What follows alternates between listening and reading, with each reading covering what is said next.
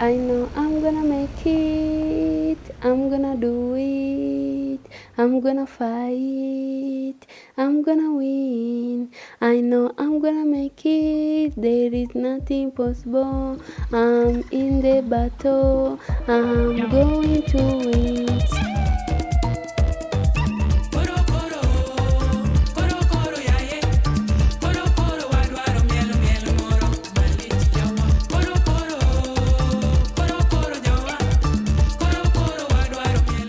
I like the music, especially the traditional song, the way they move their dances, and also the way they dress at their cultural and traditional ceremonies. So I guess I love just being in Kenya, the nature of Kenya. We've got beautiful sceneries all around, so I think being in Kenya is the best.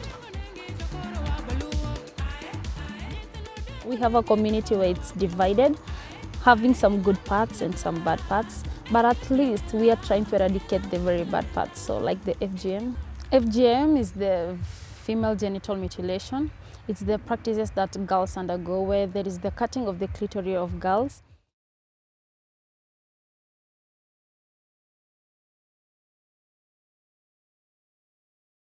See you.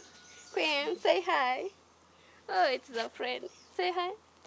The reason my parents wanted me to undergo FGM, that is female genital mutilation, is because it is a cultural practice and they believe that every girl has to undergo that process.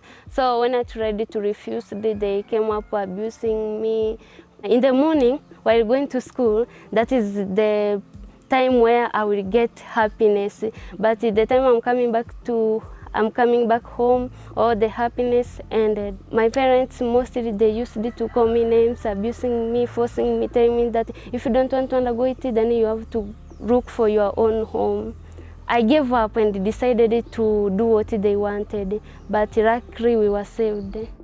Before they started cutting us, so the police came, and there all people ran. Yeah, so no one was circumcised.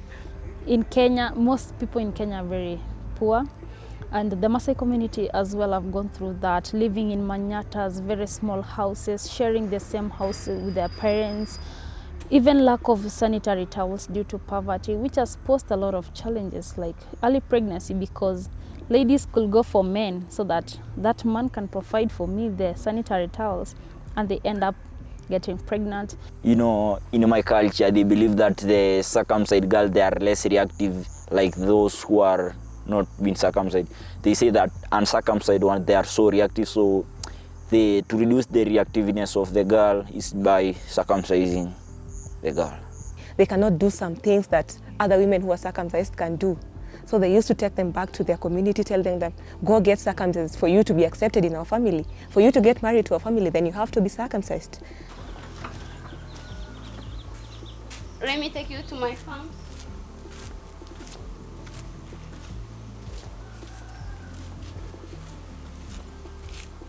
Okay, here is my farm. Here we plant bananas and vegetables. So you can see we have many types of banana. Shakara, we have sweet, we have marendi. Those are some of the names of bananas. Okay, let's continue. You know, after undergoing that process, you have to walk with your legs open because you can't sit like this. When she's being cut, she bleeds a lot because she's not even taken to the hospital. It is only done at the rural homesteads, maybe in the forest, maybe inside huts. When the girl is mutilated, her goals are, we say the goals come to an end because she is at times forced to be married. At times, she just sits at home to take care of the kettles and all other things that can't help her. So when the girl is mutilated, you know, she doesn't go to school anymore. She just sits at home and wait for the bride price.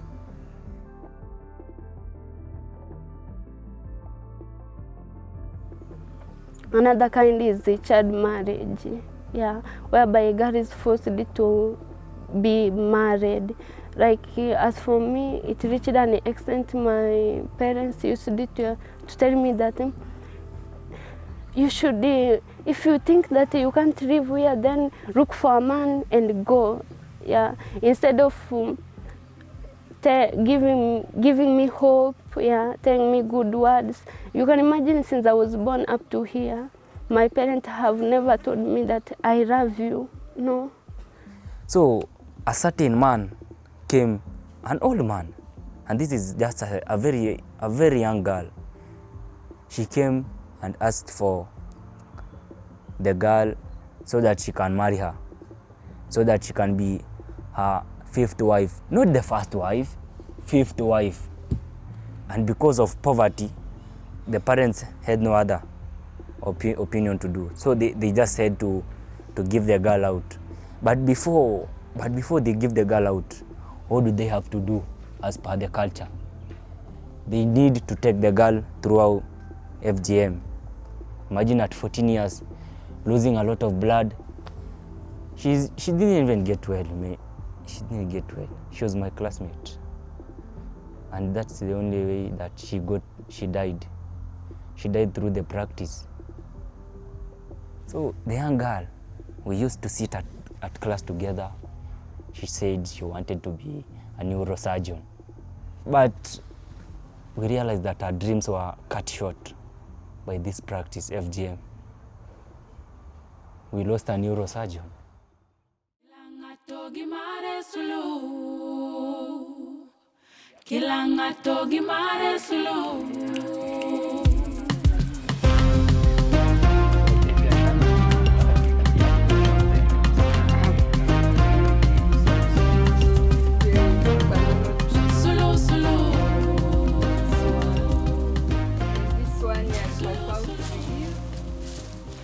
This one is traditional food which we call as cassava mihogo.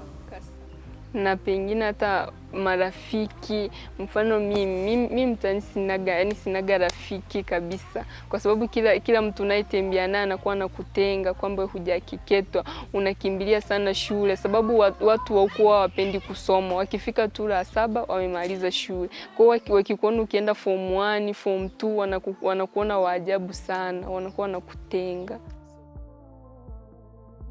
You know, the thing, you know, some people it's just the peer pressure.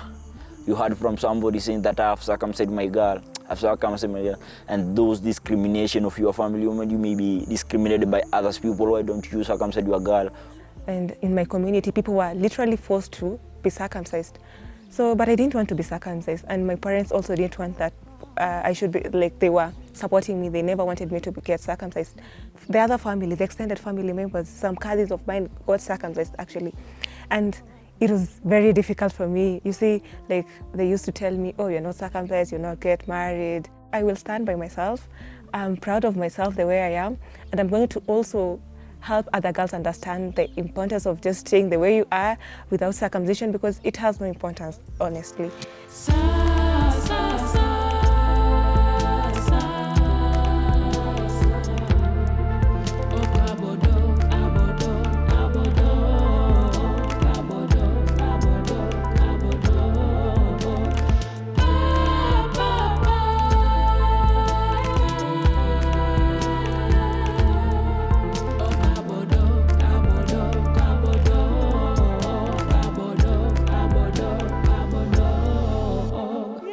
My dad, look alike.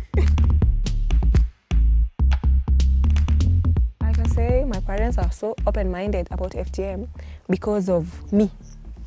Because you see, when I sit with my parents, I try to tell them that, yes, we come from a community where FGM is on a very high rate, but do you see any importance in this FGM? Then if you don't see the importance, why should we go about it? Why should we do it? And I think we should also educate even our neighbors, our village mates, like, to tell them this is bad, this is very bad. We need to create public awareness throughout the community. When we create a public awareness throughout the community will realize that this culture is an old culture that should be done away with it. it should be thrown away and we start a new beginning. For now, I've gained some skills on how I'll approach those people who are practicing the FGM, and I feel like I've learned more about the FGM and I have known the effects of the FGM than that. For now, I will go to exploit the society and tell them more about these things in the society. They have always encouraged me, telling me that you have to be strong, you have to fight. Yeah, life, sometimes life is difficult, but you have to struggle, you have to fight so that you can achieve your dreams. Yeah, they have also helped me refresh my mind, yeah, by taking me to different environments. Yeah, encouraging me. They even tell me to share my stories with the people. So through that, I get encouragement, I get power, and also I become strong, brave, and ready to fight. Yeah.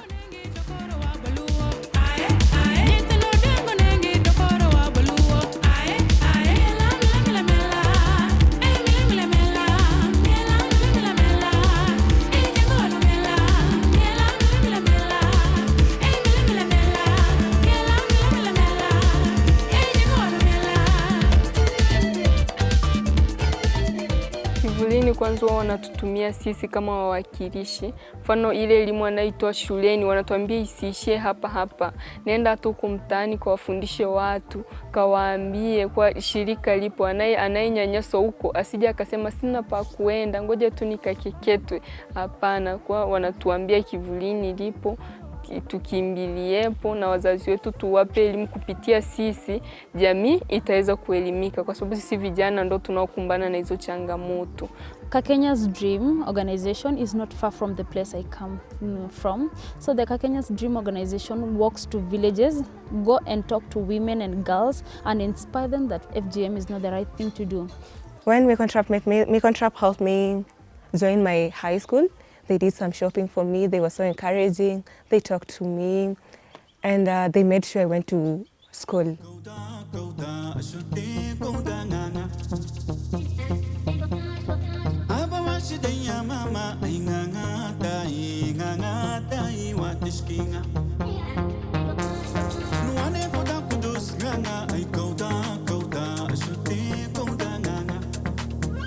We have some men that do not even care. What is the woman saying? I come from a Maasai community where women are underestimated. Women do not have a voice in the community. It's only the men to say so. What if I go and stand and say that women deserve respect and men do not even listen to what I'm saying? So it's a challenge because women we are not being heard so much. And also it is difficult because the challenges are maybe too heavy for us to handle. So being an activist, it's not that much easy. What makes me feel powerful and strong is that when I see some people supporting us, fighting for the FGM, I feel most energetic to fight for that thing. Because I have some bodyguards from outside the others community, not only my community, but also other different community like Tanzania and Norway, and those others community who are fighting for them. Let's fight all the gender-based violence. Let's fight the FGM, and let's keep going. When things becomes hard, we never have to stop. We keep going. You know, they feel confident about themselves. They know that whatever I'm doing is right, and I'm ready to stand for this. Because actually some of them, if they don't get these teachings, like in rural areas, they know that maybe if I don't get circumcised, I'll not be accepted in the society. But now when we go there, out there, teach them, tell them, give them real examples, like we are not circumcised, but we're here, very confident about ourselves. Do what you want and don't do what you don't want. Be you.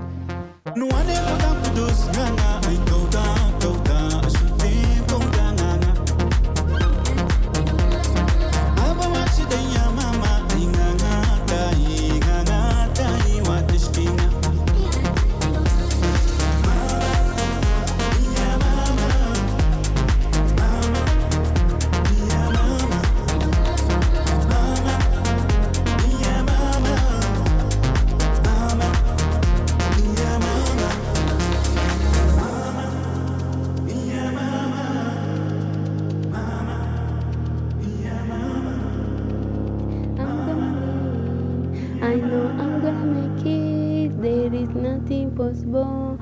I'm in the battle, I'm going to win.